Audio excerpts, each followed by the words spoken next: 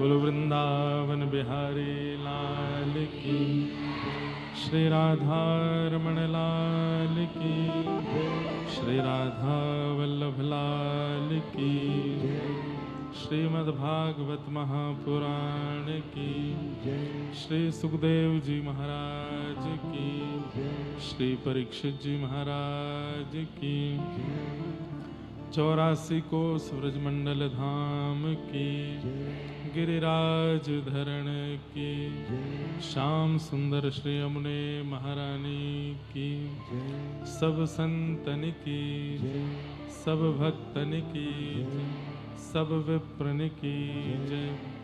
देवादिदेव महादेव श्री बलकेश्वर महादेव की जय। जय श्री राम, जय जय श्री राम, जय जय श्री राम।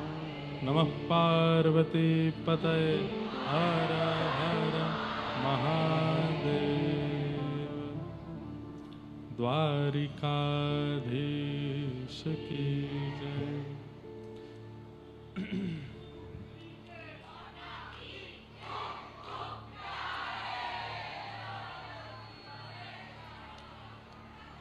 परम मंगल में परात्पर अखिलेश्वर अकारण करुणा वरुणालय भक्त वांछा कल्पतरु तड़िद्वित विनिंदित पीताम्बरधारी श्री बालकृष्ण प्रभु की वांगमयी प्रतिमूर्ति, शब्दमयी प्रतिमूर्ति हम आप सबके मध्य में विराजमान श्रीमद् भागवत महापुराण को बारंबार प्रणाम। पुरुषोत्तम मास के पावन अवसर पर श्री यमुना जी के पावन तट पर हम आप सब लोग बलकेश्वर महादेव भगवान की परम कृपा से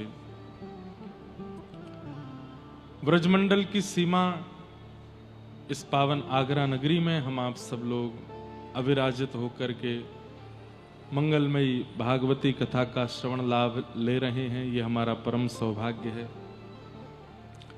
मंच पर विराजमान समस्त विप्रवृंद, समस्त गंधर्वजन, बलकेश्वर महादेव के सेवायत, हमारे नागर परिवार एवं आप सभी श्रोता भाई बंधु मातृशक्ति सबको जय श्री कृष्ण, जय सिया राम, जय श्रीमन नारायण, जय जय श्री राधे। ठाकुर जी की बड़ी कृपा है।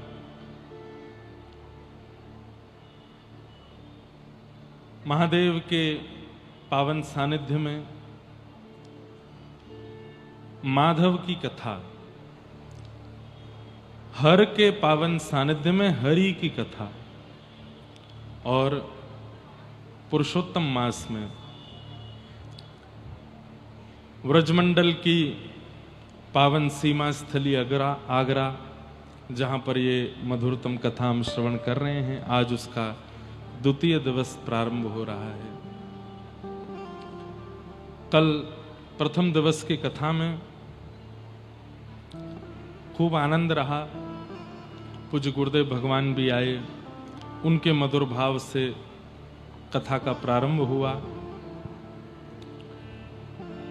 आज इतने पेठा आ गए हैं हमारे पास कि हम भी एक दुकान खोल सकते हैं अपनी। जब से आगरा में प्रवेश किए हैं पेठा ही मिल रहा है। एक जगह चाय पीने गए थे, थोड़ी सी, कोई ऐसा एडिक्शन नहीं है हमको, लेकिन कभी कभी चाय पान करते हैं, तो वहां पे चाय के साथ भी पेठा ही था। हमने कहा ये तो नमकीन होनी चाहिए चाय के साथ। तो बोले आपने कल पेठा का नाम लिया, मतलब कोई चीज प्रिय लगती है, लेकिन ऐसा थोड़ी कि उठो तो पेठा, सो तो पेठा, चाय के साथ पेठा, पानी के साथ पेठा। लेकिन एक बात बताएं, इससे एक चीज समझ आती है कि संसार की अगर कोई वस्तु है, उसका 24 घंटा सेवन यदि आप करोगे तो थोड़ी देर बाद उस वस्तु को देखने की भी इच्छा नहीं होगी। लेकिन हमारे गोपाल जी ऐसे हैं, सुबह उठो तो गोपाल जी, रात में सो तो गोपाल जी, भोजन करो तो गोपाल जी, स्नान करने जाओ तो गोपाल जी, कहीं कार्य पर निकलो तो गोपाल जी। जिस देश में जिस वेश में परवेश में रहो, राधा रमण राधा रमण राधा रमण कहो। जिस रंग में जिस ढंग में जिस संग में रहो, राधा रमण राधा रमण राधा रमण कहो। जिस काल में जिस चाल में जिस हाल में रहो, राधा रमण राधा रमण राधा रमण कहो। और सबसे बड़ी बात, हर स्थिति में राधा रमण जी के रहो, राधा रमण जी को देखो, राधा रमण जी को गाओ, फिर भी इनसे उबोगे नहीं। जिस वस्तु का अति दर्शन, अति सेवन, अति भोग और अति स्मरण उनके प्रति प्रेम को, इच्छा को घटने ना देता हो, वही वस्तु वास्तविक है। और जिस वस्तु का अति दर्शन, अति स्मरण, अति भोग उसके प्रति प्रेम को घटा दे, वही संसारी है। प्रैक्टिकल करके देख लेना। कोई बहुत सुंदर है, देखते रहो थोड़ी देर, पता एक चीज और होती है, प्रेम तो घटता ही है बहुत देर तक देखने के बाद, और फिर थोड़े समय बाद उसमें दोष और दिखने लग जाते हैं। संसार की ऐसी भावना है कि आप ये हेलीकॉप्टर थोड़ी देर के लिए नीचे उतार दीजिए जो बीच में उड़ रहा है, नहीं तो कोई इस पर बैठ करके ताजमहल चला जाएगा। बस बैठा दो इनको। और ये जिम्मेवारी हमारे भक्ति पथ के कैमरा वालों की है कि कथा के बीच में व्यास जी को डिस्टर्ब ना हो। इसको उतार दो थोड़ी देर। सब लोग इधर देखो। हाँ, कुछ भाव हम कुछ सोच के थोड़ी आते हैं कि आज क्या बोलना है। माहौल बुलवाता है, प्रकृति बुलवाती है, हवा बुलवाती है, यहाँ के लोगों की मनस्थिति बुलवाती है, इसलिए वो फिर आना चाहिए जो मन से आवे।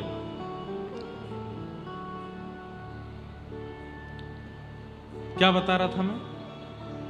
हाँ, किसी अति सुंदर वस्तु का यदि आप संग कर रहे हैं, किसी अति सुंदर वस्तु का यदि आप भोग कर रहे हैं, किसी अति सुंदर वस्तु का यदि आप दर्शन कर रहे हैं, तो करते करते करते करते उसकी सुंदरता तो घट ही जाती है, फिर थोड़ी देर बाद उसमें दोष दिखने लग जाते।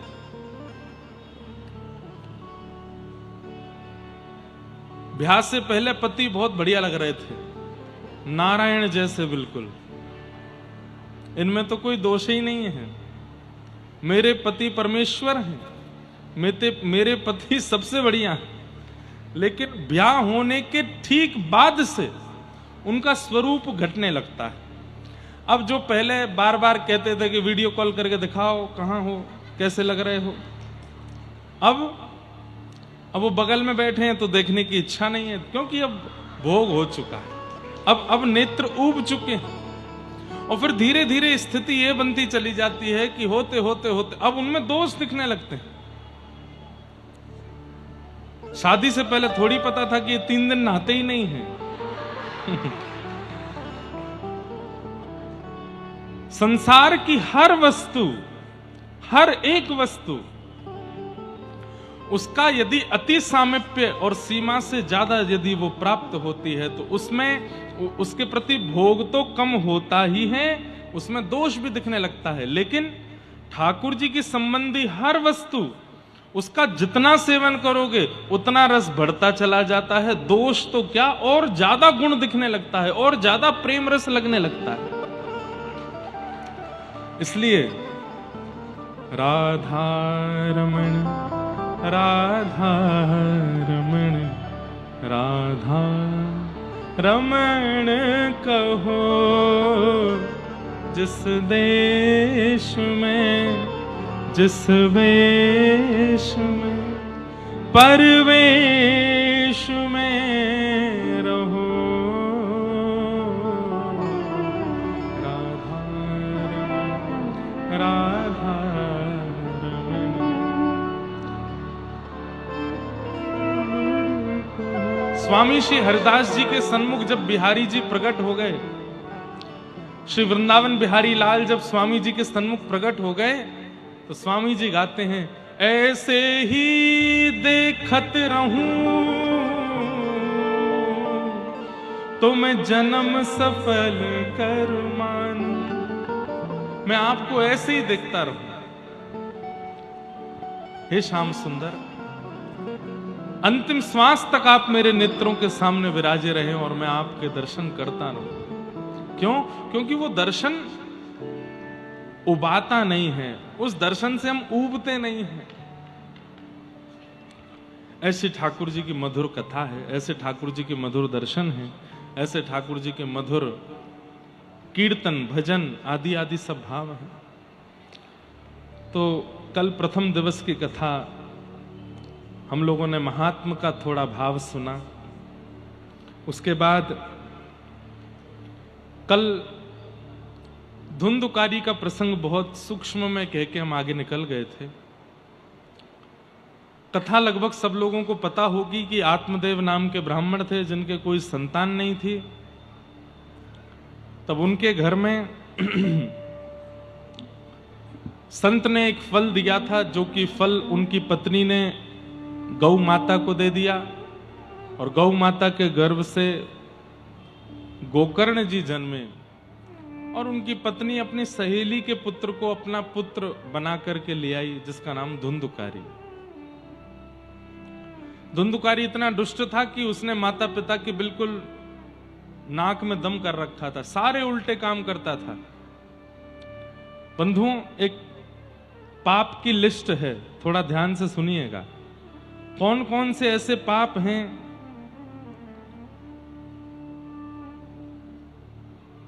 जिनको करने वाला यदि भागवत की कथा नियमित रूप से सुन ले तो श्रीमद् भागवत जी उसको पाप मुक्त कर देती है। अच्छा, एक मेरी बात सुनिएगा। पाप मुक्त होने का मतलब ये नहीं होता कि हमने जो किया उसके जो दोष हैं वो खत्म हो जाएं और हम पवित्र हो जाएं। पाप मुक्त होने का मतलब है जो पाप हुआ है वो दोबारा ना हो, वो दोबारा ना बने, उसको पाप मुक्ति कहते हैं। पूर्व का नष्ट नहीं होगा, वो तो भोगना पड़ेगा आपको, लेकिन दोबारा ऐसा ना हो, इसको पाप मुक्त कहते हैं। ये मानवा पाप कृतस्तु सर्वदा सदा दुराचार रता विमार्गगा क्रोधाग्निदग्धा कुटिलस्य कामिनः सप्ताह यज्ञेन कलौ पुनन्ति ते। अब यहां कुछ पाप के नियम पाप बताए हैं, ध्यान से सुनना। कौन कौन से? ये मानवा पाप कृतस्तु सर्वदा सदा दुराचार। एक पाप होता है दुराचरण। दुराचरण मतलब आप दूसरे को पाप करता हुआ देखते हो तो आपके मन में इच्छा होती है मैं भी करके देखूं। किसी को धुआं उड़ाता देखते हैं तो सोचते हैं हम भी करके देखें, बढ़िया आनंद आएगा। किसी को गलत करता देखते हैं तो लगता, ऐसा मन में भाव आता है इसको अच्छा तो लग रहा होगा। ये दुराचरण पाप है। हम दूसरे को देख करके अपने आचरण में लाने का प्रयास करते हैं, वो दुराचरण पाप है। सदा दुराचार रता विमार्ग का। दूसरा पाप क्या है? बोले जिस मार्ग पर जाने से माता पिता गुरु आचार्य सबने मना किया फिर भी उस मार्ग पर चलते हैं। मार्ग मतलब वो क्रिया, वो सोच, वो व्यवहार जिसके लिए सबने रोका है, हम फिर भी जानबूझ के अपने सुख के लिए उसको करते हैं, वो दूसरा पाप है। क्रोधाग्नि दग्धा, तीसरा पाप क्या है? बोले भयंकर क्रोध में रहना। भयंकर क्रोध किसको कहते हैं? सब लोग ध्यान से सुनिए। भयंकर क्रोध किसको कहते हैं? कि इतनी सी बात पर भी इतना चिल्लाना, इतना लड़ना, बर्तन तोड़ रहे हैं, एक दूसरे का मूड पकड़ के मार रहे हैं, गालियां दे रहे हैं, बहुत अपशब्द बोल रहे हैं। एक तो ये भयंकर क्रोधी व्यक्ति में एक तो ये आते हैं। दूसरे कौन आते हैं? जो एक बात को लेके महीनों तक गुस्सा रहते हैं। आज भी गुस्सा है, कल भी गुस्सा है, परसों भी गुस्सा है, 1 महीना, 2 महीना, 6 महीना तक गुस्सा ही नहीं जा रहा है। अरे क्या बताएं, प्राण निकल गए लेकिन अपना क्रोध नहीं छोड़ा। ये भी भयंकर क्रोधी माने जाते हैं और ऐसे लोगों को भी पापी माना जाता है। संसार में कोई भी ऐसा नहीं है जो कुछ गलत ना करता हो, ये लिख लीजिएगा। सबसे गलतियां होती हैं और क्षमा करना ये आपका स्वभाव होना चाहिए। ठीक है, क्रोध करके हम कई बार सामने वाले को समझाते हैं कि भाई देख, हम तुझसे नाराज हो रहे हैं, सुधर जा।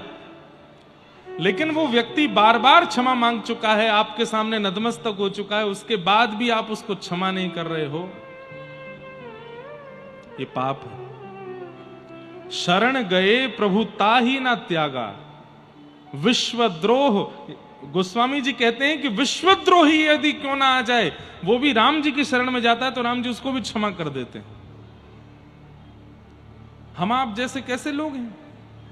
यहां सास बहू को इसलिए क्षमा नहीं कर रही है क्योंकि बहू ने दाल अच्छे से नहीं बनाई थी, इसलिए क्षमा नहीं। इतनी सी बात पे गुस्सा। पिता पुत्र को इसलिए क्षमा नहीं कर रहा है क्योंकि उसने जितने % बोले थे बेटा लेके नहीं आया, इसलिए क्षमा नहीं कर रहा है। बहन भाई को इसलिए क्षमा नहीं कर रही है क्योंकि उसके मनपसंद कपड़े नहीं दिलाए, इतनी सी बात पे गुस्सा। जीजाजी साले को इसलिए क्षमा नहीं कर रहे हैं कि जीजाजी आए थे तो पैर नहीं छुए, दोनों एक ही छुए, एक छुआ दूसरा नहीं। ऐसे भी जीजा होते हैं संसार में। इतनी छोटी छोटी सी बात पर नाराज होना और उस नाराजगी को बहुत लंबे समय तक रहना, रूठे रहें और महाराज क्रोध में भरे हैं, ऐसे लोग भी पापी माने जाते हैं, उनको भी नरक जाना पड़ता है। इसलिए मृत्यु आवे उससे पहले पहले सबको क्षमा कर दो। जिससे भी जो भी अपराध हुआ है आपकी नजरों में और आप उससे रूठे बैठे हो, आज लिस्ट बनाओ उसकी, कल से ही फोन घुमाओ, अच्छा ठीक है भाई छोड़ो, जो तुमने किया हम क्षमा करते। लेकिन हां, सामने वाले ने क्षमा मांगी हो तो ही। सामने वाला अपराध करके आपके पूरे घर को कलंकित करके या बहुत बड़ा कुछ गुनाह करके और उसके बाद भी चौड़ा बैठा तो क्षमा मत करो। लेकिन हाँ, सामने वाला एक बार क्षमा मांग चुका है, दीनता में आ चुका है, उसके बाद भी आप क्षमा नहीं करोगे तो आप पापी माने जाओगे। क्षमा करो। अब कई लोगों के प्रश्न आएंगे, मुझे पता है, महाराज जी क्षमा मांगने के बाद भी गलती करता है, फिर क्या करें? क्षमा मांगने के बाद भी गलती करे तो अगली बार ऐसा कह करके क्षमा करो कि अगर दोबारा किया तो जीवन में बात नहीं करेंगे, और फिर भी गलती करे तो फिर मत करना। आपने अपना कर्तव्य किया, एक बार की क्षमाई पर क्षमा किया। क्रोधाग्नि दग्धा, भयंकर क्रोधी जो है उसको भी पापी माना जाता है। कुटिलश्च कामिनः, कुटिल कौन है? सामने आएंगे तो आप बहुत अच्छे हो, मैं आपका भाई हूं, मैं आपका शुभ चिंतक हूं, और जैसे ही आप चले जाओगे तो आपका काम कैसे बिगड़े उसकी पूरी योजना बनाता है। आप कैसे गिरो, आपका पतन कैसे हो, आपका नाश कैसे हो, आपके सामने आपका शुभ चिंतक बनता है और पीछे से आपकी पूरी योजना बिगाड़ने की करता है। ऐसा व्यक्ति कुटिल है, वो भी पापी है। ये बातें हम इसलिए बताते हैं कि यदि ये लक्षण वाले भी यहां बैठे हैं तो वो संभल जाएं कि नहीं, ऐसा नहीं करना है हमें, ये पाप है। कई लोग ऐसे होते हैं, वो जब मिलते हैं तो बहुत प्रेम से मिलते हैं, आपके जीवन में कष्ट आने पर सबसे पहला फोन ही उन्हीं का आता, भैया तुम बिल्कुल चिंता मत करना, हम खड़े हैं तुम्हारे साथ। और जैसे ही आप फोन रखते हैं तो वे ही 10 लोगों को खड़ा करते हैं आपके साथ बुरा व्यवहार करने के लिए। और फिर आप उन्हीं को फोन कर रहे हो, अरे भैया देखो ऐसा हो रहा है, ऐसा, अरे मैं तो देख रहा था बहुत कष्ट हो रहा है, कोई बात नहीं सब ठीक होगा। फिर फोन रख के फिर चौथे को, अरे उसको ऐसा करो।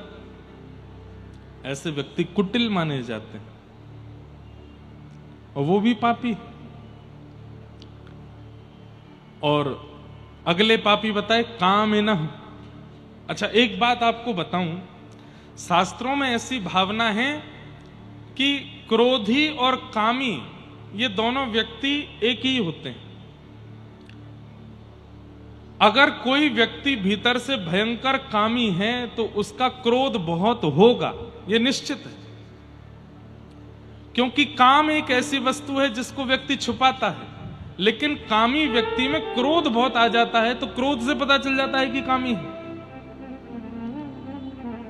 इसलिए यदि कोई बहुत क्रोध दिखा रहा है तो इसका मतलब भीतर ही भीतर समझ जाइए इसमें दूसरा वाला दुर्गुण भी है। लेकिन ये जितने भी पाप के स्वरूप हैं, इन सब पाप के स्वरूपों की एक ही दवाई है, क्या? सप्ताह यज्ञेन कलौ पुनन्तिते। ये भागवत की कथा। अगर कोई 7 दिन बैठ करके नियमित रूप से कथा सुन ले और जो सुनी हुई बात है उसको जीवन में उतारने लग जाए तो 7 दिन की कथा उसके समस्त कल्मशों को नाश कर देते। सप्ताह यज्ञेन कलौ पुनन्तिते। सत्येन हीना पितृमात्र दूषका। और कौन कौन से पाप बताए? बोले सत्येन हीना, जो बिल्कुल सत्य नहीं बोलता, बात बात पर झूठ बोलता है, हर दिन झूठ बोलता है। मैं कथाओं में कहा करता हूं कि लोग काउंटर रखते हैं हाथ में, उसमें जपते रहते हैं राधा राधा राधा राधा राधा राधा। एक काउंटर आज ही खरीदिए, लेकिन उस पर नाम मत जपिएगा। जितने भी पाप हमने बताए ये जब जब आपसे बने उसको दबाइएगा। जब झूठ बोलो तब दबाओ, किसी के साथ बुरा करो तब दबाओ, किसी पे क्रोध करो तब दबाओ। जब किसी पे क्रोध करो तो उसको 10 बार दबाना, 1 2 3 4 5 6 7 8 9 10। और महीने भर तक उसकी गिनती मत देखना, महीने भर तक रोज काउंटर हाथ में रखो, जब भी कुछ गलत करो दबाओ दबाओ दबाओ। और 1 महीना पूर्ण होने के बाद फिर देखना, संख्या देख करके रूह कांप जाएगी आपकी। सपना आने लगेगा कि नरक में मेरे लिए स्थान रखा होगा, इतने पाप मुझसे हो गए। हम मानव बड़े विचित्र हैं, अच्छे कर्मों की गिनती करते हैं, बुरे कर्मों की कोई गिनती नहीं है। इसलिए बुरे कर्मों की सारी जो नोटबुक है वो यमराज रखते हैं हमारी, क्योंकि हम नहीं लिखते। हम क्या लिखेंगे? गंगा जी कितनी बार नहाए, बद्रीनाथ कितनी बार जा चुके हैं, गिरिराज जी की हर महीना परिक्रमा लगाते हैं, राधा रमण राधा वल्लभ बिहारी जी में फूल बंगला बनवाते हैं, इतनी कथा करवा चुके हैं, इतने यज्ञ हुए हैं, शंकर जी पर हर सोमवार अभिषेक करने जाते हैं। ये सारी गिनतियां हमारी रहती हैं, लेकिन बुरे कर्मों की कोई गिनती नहीं है हमारे पास। अपनी पत्नी से लड़ते हैं, बच्चों को गालियां देते हैं, उल्टा सीधा खाते पीते हैं, पड़ोसी से चिढ़ते हैं, बुआ के चाचा के ताऊ के बच्चों के साथ गलत व्यवहार करते हैं, माता पिता के साथ दुर्व्यवहार करते हैं। इनकी कोई गिनती हम नहीं करते।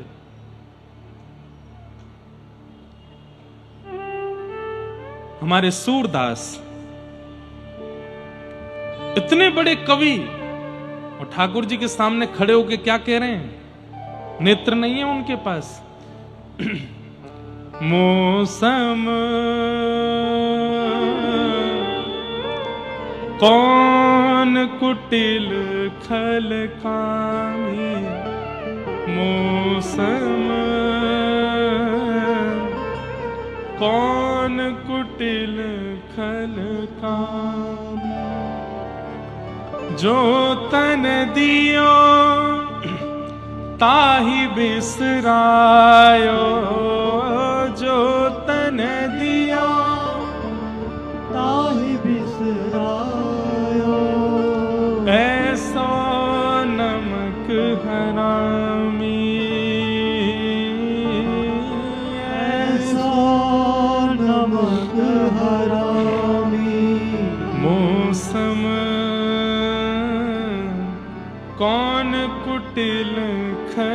कामी मौसम कौन कुटिल फल कामी।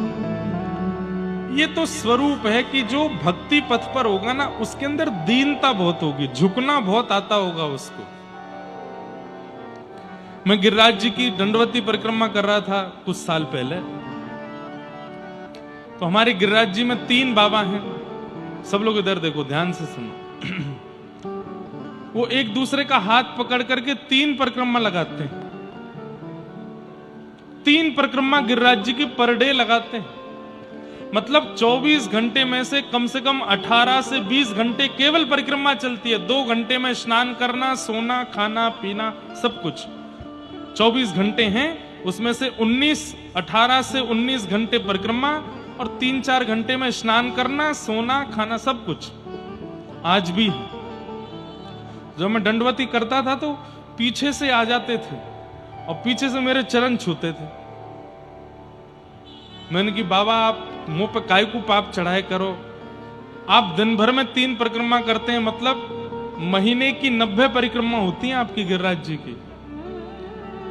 आप चलते फिरते साक्षात गिरिराज जी हो, मेरे पाम काय को छुए करो। तो नेत्र में आंसू भर लाते और बोलते, बंगाली थे ना, तो कहते तुम ही ब्रजवासी, तुम ब्रजवासी हो, हम पर देह हमारा व्रज का नहीं है और तुम्हारा तो जन्म ही यही हुआ है। तुम नित्य परिकर हो ठाकुर जी के। व्रज में जो भी जन्म लेता है वो ठाकुर जी का ही सखा है, ठाकुर जी का। यत्र प्रविष्टो सकलोपि जंतु आनंद सच्चित घनताम उपैति। व्रज 84 कोष के भीतर जिसका जन्म हो जाता है वो सच्चिदानंद भगवान का ही स्वरूप है। इसलिए हम तुमको प्रणाम करते हैं। बताओ इतनी बड़ी सेवा करने वाले में कितनी दीनता। हम यहाँ महीना में 1 परिक्रमा लगा जाते हैं तो सबको बताते घूमते हैं, हर महीने गिरिराज जी जाता हूं। धूप हो, ताप हो, बारिश हो, बादल हो, आंधी हो, तूफान हो, घर में कोई घटना हो, शादी हो, मैं गिरिराज जी नहीं छोड़ता महाराज जी, हर महीने जाता हूं। 1 परिक्रमा का अभिमान आ जाता है। वो 3-3 परिक्रमा पर डे लगाने वाले क्या कह रहे हैं, हम ब्रजवासी नहीं, तुम ब्रजवासी, इसलिए तुम्हारी चरण रज अपने माथे से लगाते। ये दीनता। एक बात याद रखिएगा कि आप कथा सुनने लगे हैं, तिलक लगाने लगे हैं, मां नाम करने लगे हैं, सत्संग करने लगे हैं, ठाकुर जी की घर में सेवा करने लगे हैं और दीन नहीं बन पाए हैं, तो केवल कोरा नाटक कर रहे हो, आडंबर कर रहे हो। और या फिर ऐसा कह लो ठाकुर जी स्वीकार नहीं कर रहे हैं तुमको, क्योंकि वे स्वीकार करेंगे तो झुक जाओगे, दीन हो जाओगे। सब महान है, मैं अति दीन हूं, ऐसी भावना चित्त में आने लगेगी। कभी कभी हमको कथा करने से भी डर लगता है, क्योंकि कथा कराने वाले आयोजक में भी कई बार अभिमान आ जाता है। इतनी बड़ी कथा मैंने कराई, इतने लोगों को ज्ञान मैंने दिलवाया, इसलिए मैं बोलता रहता हूं, इसका भी अभिमान मत करना। मान नहीं, दीनता।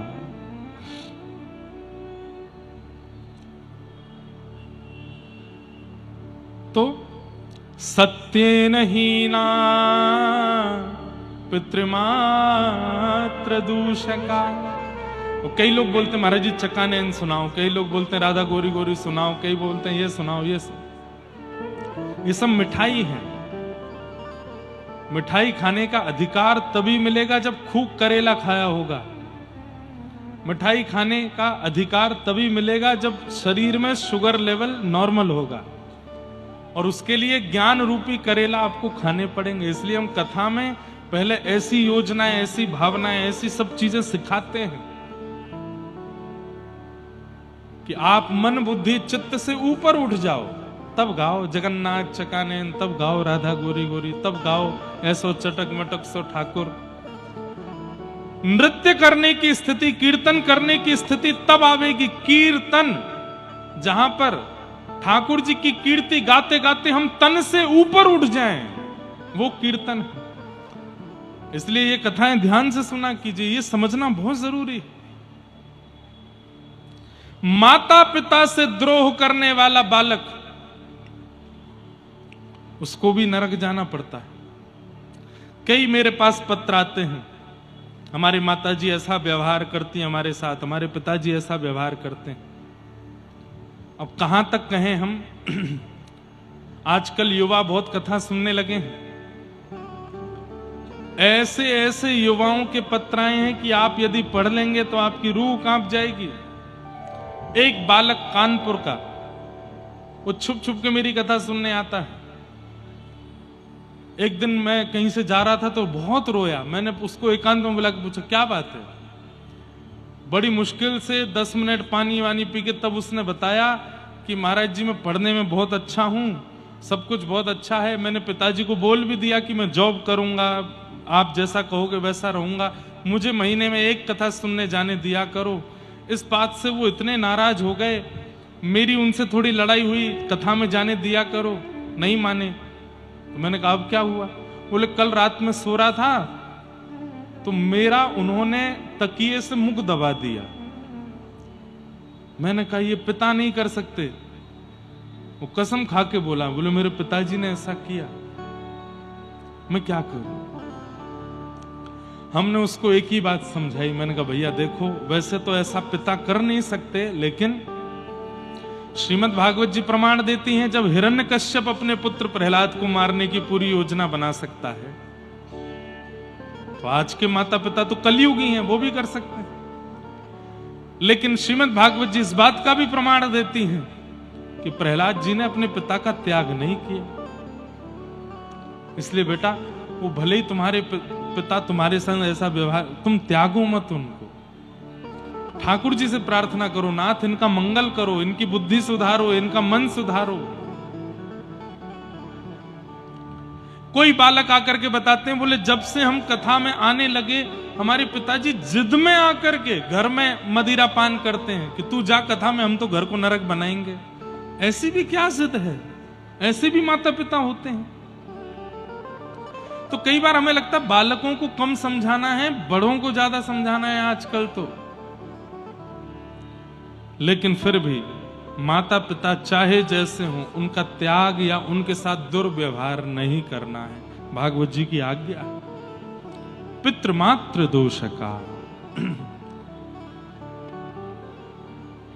इस प्रकार पापों में रमे हुए लोग यदि भागवत जी का श्रवण करते हैं और नियमित रूप से श्रवण करते हैं, एक आसन पर बैठ करके जो कही गई बात है उसको मनन चिंतन करके जीवन में लाना प्रारंभ करते हैं, तो सप्ताह यज्ञेन कलौ पुनन्ति ते, 7 दिन में ही उनका पवित्र होना निश्चित है।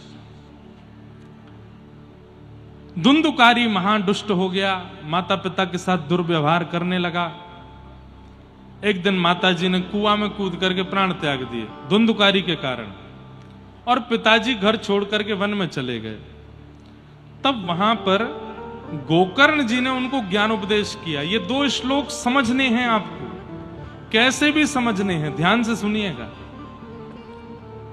घर से परेशान, पुत्र से परेशान आत्मदेव जी वन में बैठे हैं, और तब गोकर्ण जी महाराज उनको ज्ञान उपदेश करते हैं। क्या कह रहे हैं?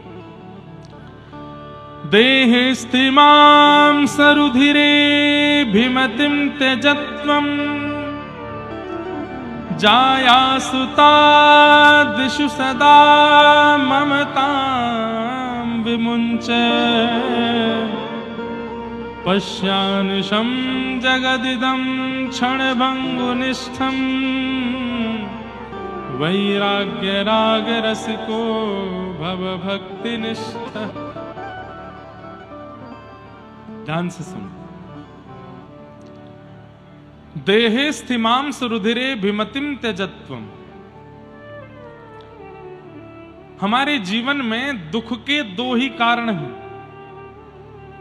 यहां बैठा हर व्यक्ति जो भी दुखी है, अब जो भी दुखी है का मतलब यह नहीं है कि यहां पर कम लोग दुखी हैं, सब दुखी हैं। कोई खुश नहीं है। किसी से अगर आप एकांत में, किसी भी राह चलते व्यक्ति को एकांत में ले जाकर के बोल, भैया तुम सुखी हो, कोई दुख तो नहीं? नहीं भैया है, दुख तो है। काय बात से दुखी हो? इस बात से दुखी है। कोई तन दुखी, कोई मन दुखी, कोई धन बिन रहत उदास, थोड़े थोड़े सब दुखी, सुखी कृष्ण के दास, सुखी राम के दास, सुखी व्रज के दास। सब दुखी हैं संसार में, कोई प्रसन्न नहीं है। हर व्यक्ति के पास एक कहानी है और उसे लगता है मेरी कहानी से ज्यादा खतरनाक किसी की नहीं है, सबसे खतरनाक मेरी कहानी है।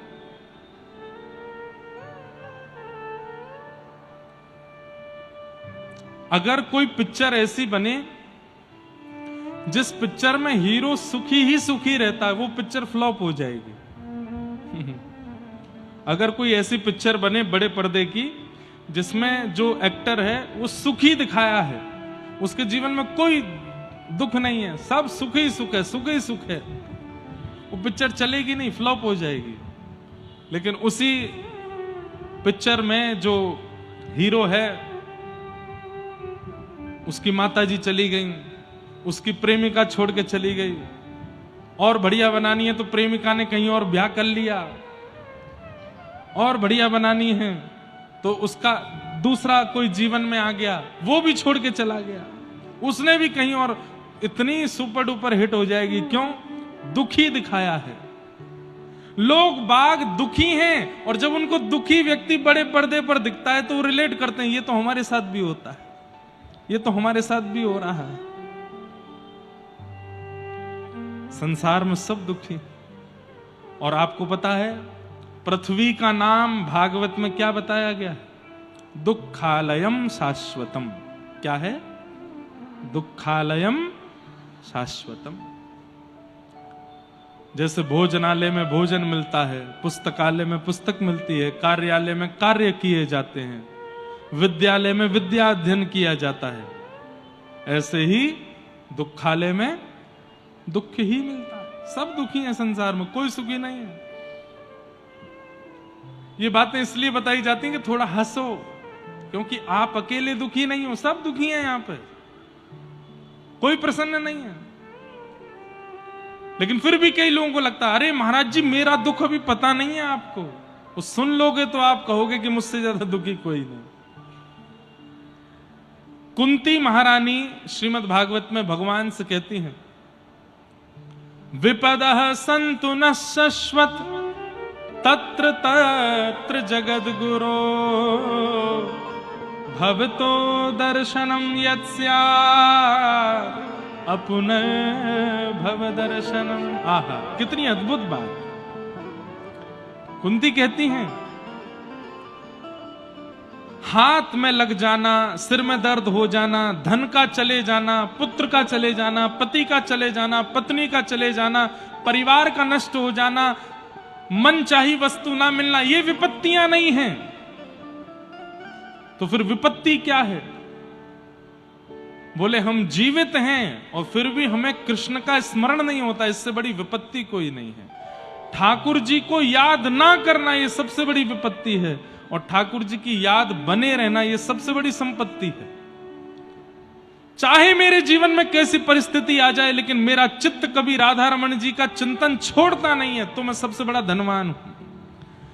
लेकिन जीवन में आने वाली एक परिस्थिति भी अगर ठाकुर जी को विस्मृत कर देती है, ठाकुर जी को भुला देती है, ये सबसे बड़ा दुख है कि मैं ठाकुर जी को भूल गया। वास्तव में आप नहीं भूले, ठाकुर जी आपको भूल गए।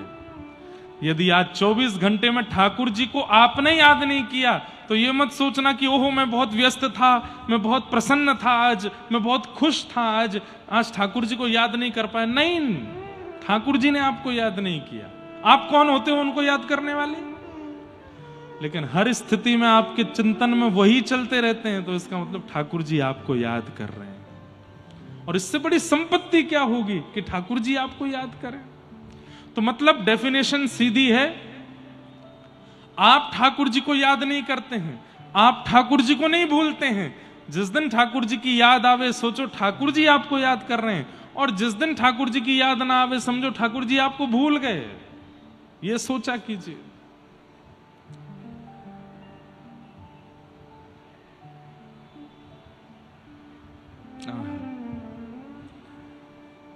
हमारे जीवन में दुख के दो ही कारण हैं,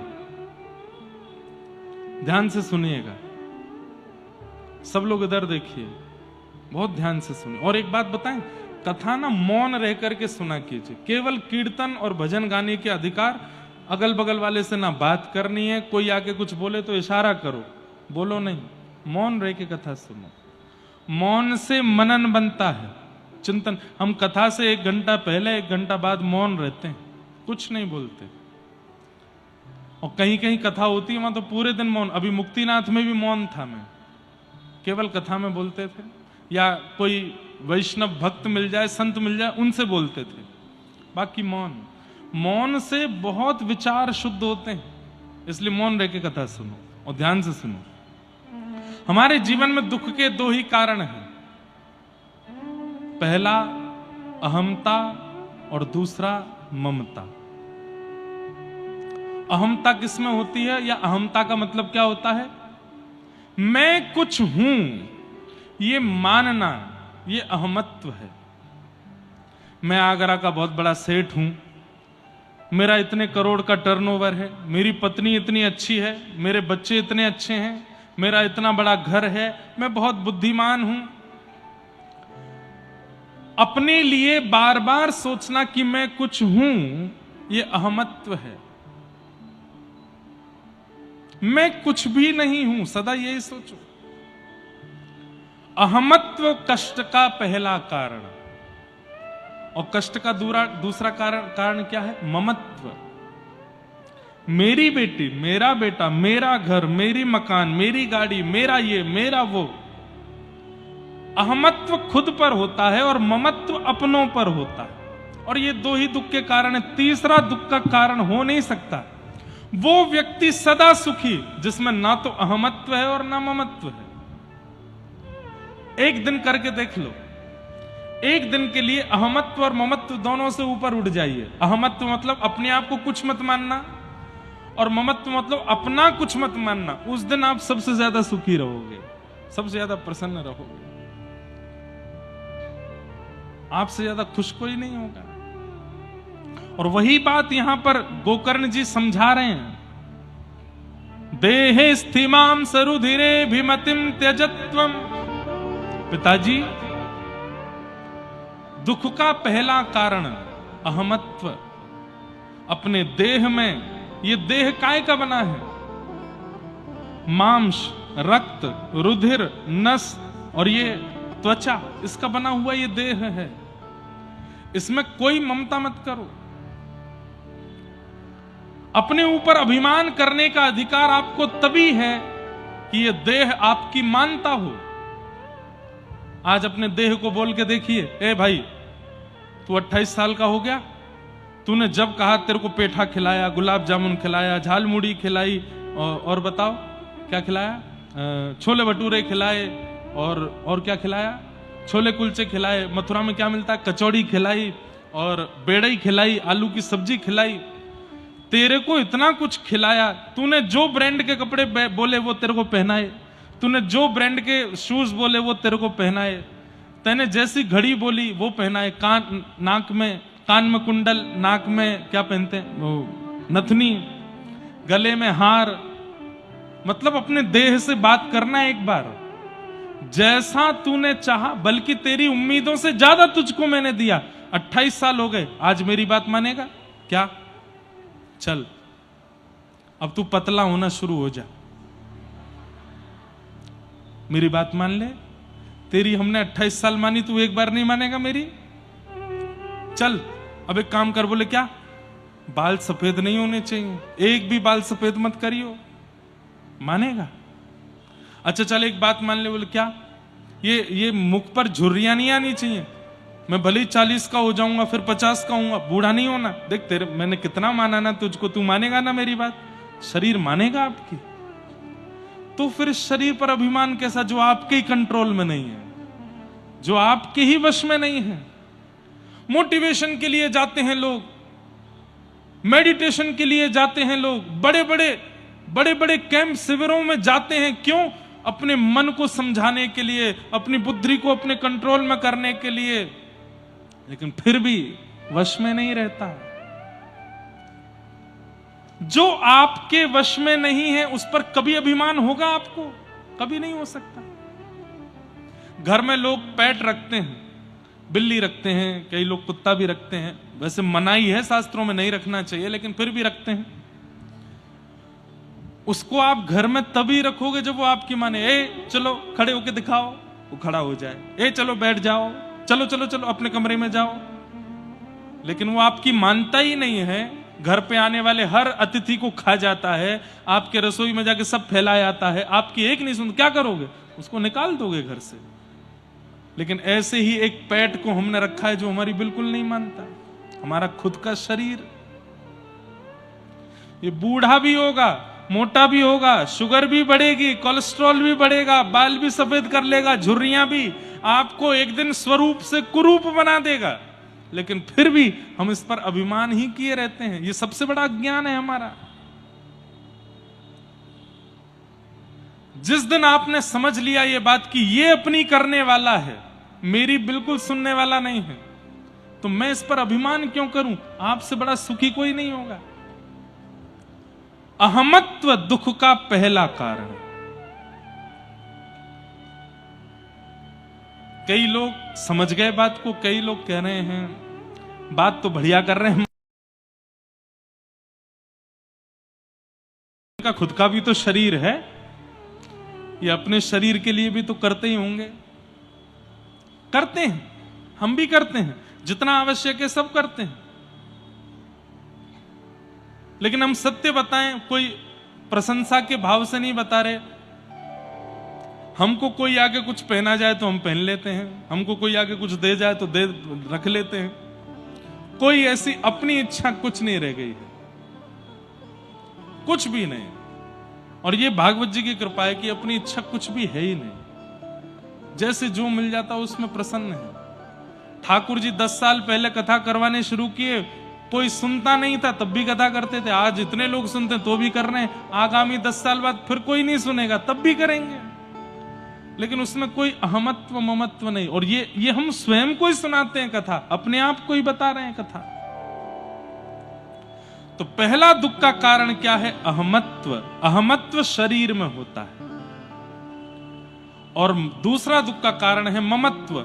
इस शरीर के जितनी संबंध हैं उन सब में ममत्व होता है। पत्नी में, बच्चों में, गाड़ी में, घोड़े में, घर में, दरबार में, धन में, धान्य में, सब चीजों में। जब अपना ही शरीर हमारा नहीं है तो फिर ये अपने जो बोलने वाले लोग हैं ये अपने कैसे हो सकते हैं? एक बार किसी घर में किसी की मृत्यु हो गई। पूरा घर रो रहा था। बच्चे रो रहे थे, पिताजी चले गए, पत्नी रो रही थी, पति चले गए, माता पिता रो रहे थे, बेटा चला गया, भाई रो रहे थे, हमारा भाई चला गया, मित्र रो रहे थे, हमारा यार चला गया। एक संत आए, संत ने आकर के बोला, ध्यान से सुनना, देखो अहमत्व और ममत्व ये निकलने वाला नहीं है। ध्यान से सुनना, ये निकलने वाला नहीं है हमारे जीवन से। पर कई बार नॉलेज होना जरूरी है, पता होना जरूरी है। कब निकल जाए कुछ कह नहीं सकते। ठाकुर जी की कृपा होगी तो निकल भी सकता है, इसलिए सुन लीजिए। निकलेगा नहीं, या मेरे कहने से सब अहमत्व ममत्व से मुक्त हो जाएं, ऐसा होगा नहीं, पर सुन तो लीजिए। सब रो रहे थे। एक साधु गए, ए बालक तुम क्यों रो रहे हो? बोले मेरे पिताजी चले गए। कहां चले गए? बोले भगवान के पास चले। तुम रो क्यों रहे हो? बोले मैं उनके बिना रह नहीं पा रहा। तो साधु ने अपने झोले में से जहर निकाल के, तुम भी खा लो, तुम भी चले जाओ उनके पास। बालक बोला कैसी बात करते हो? बोले तुम इतना रो रहे हो, इतना तुम व्याकुल हो रहे हो, लो खा लो। अरे नहीं वो वाली बात नहीं है, हमको ये नहीं। तो क्यों? तुम रो रहे हो तो तुम भी चले। नहीं जाएंगे। इसका मतलब क्या?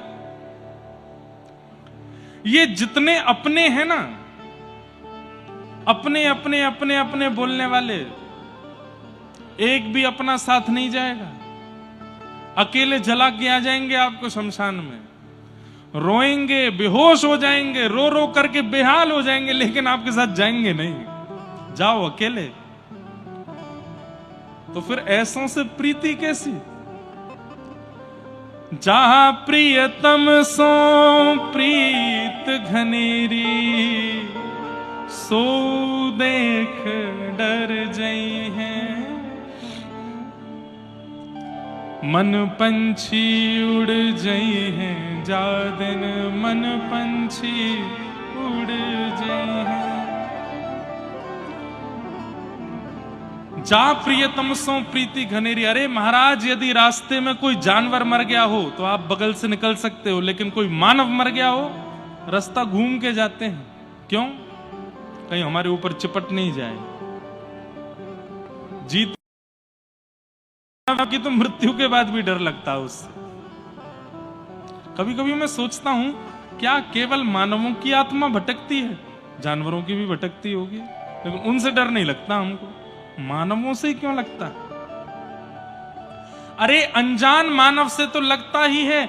घर का व्यक्ति, अपना व्यक्ति भी यदि चला जाए तो पूरा घर रोता है, लेकिन उसके जाने के 5 दिन बाद यदि वो यमराज जी से कहे, देखो मेरी पत्नी कितना रो रही है, मेरे बच्चे रो रो के बेहाल हो रहे हैं, 1 सेकंड के लिए मुझे जाने दो इनके पास, और यमराज जी मानो आज्ञा दे दें, चल ठीक है जा।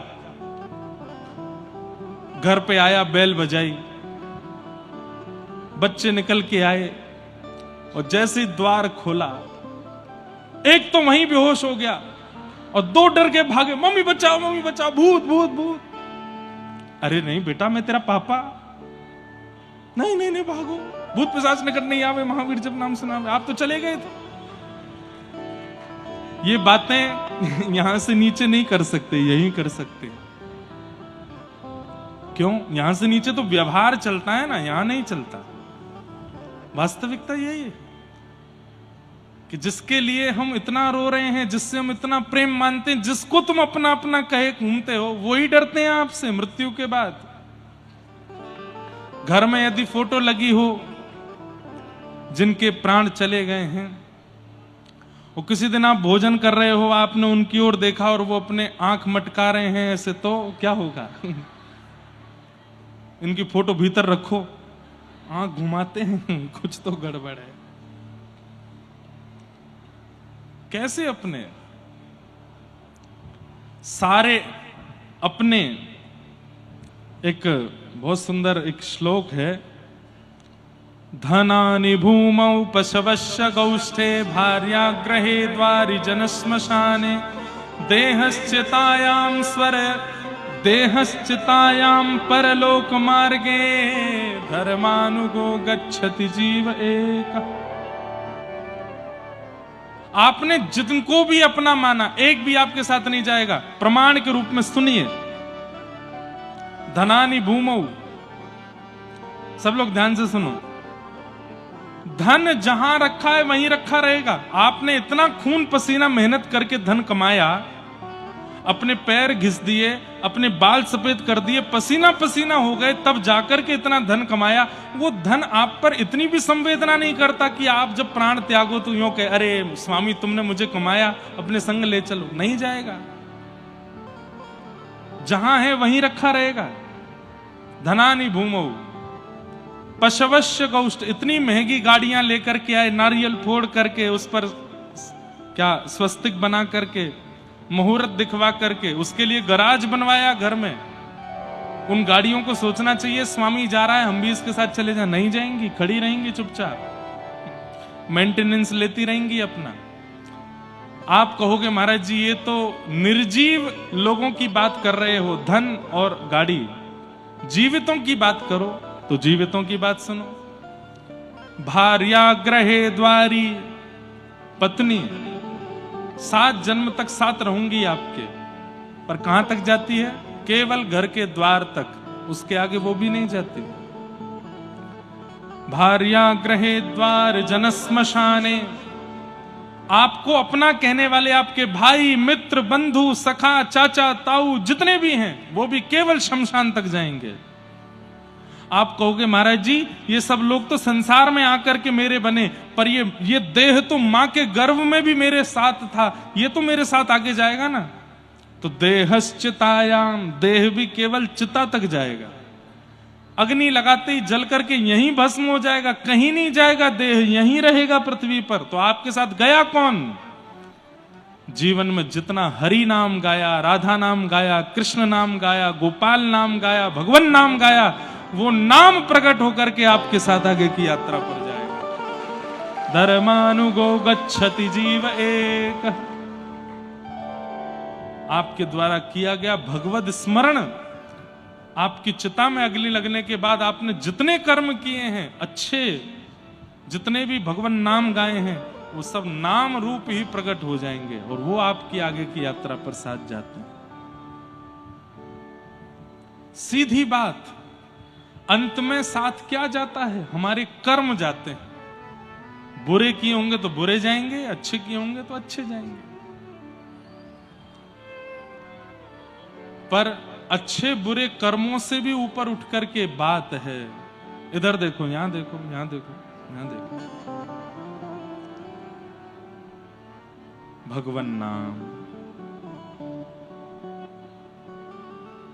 भगवान नाम साथ जाएगा।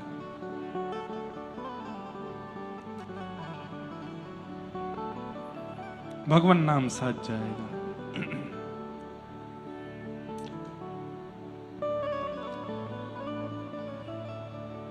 हरि नाम से तेरा काम बनेगा, हरि नाम से तेरा काम बनेगा, हरि नाम ही तेरे साथ चलेगा, हरि नाम ही तेरे साथ चलेगा, हरि नाम लेने वाला, हरि नाम लेने वाला, हरि नाम गाने वाला, हरि नाम गाने वाला, हरि का है प्यारा, हरि का भजन करो, हरि है हरि का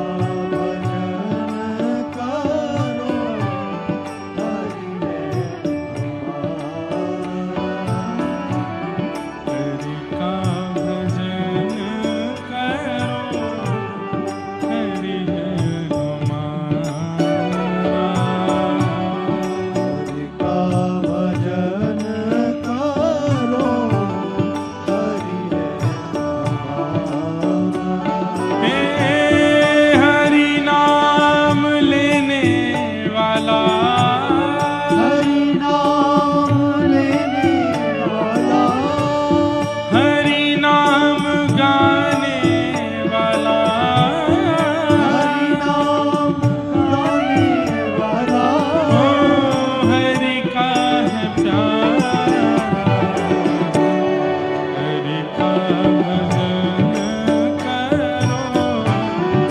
हरि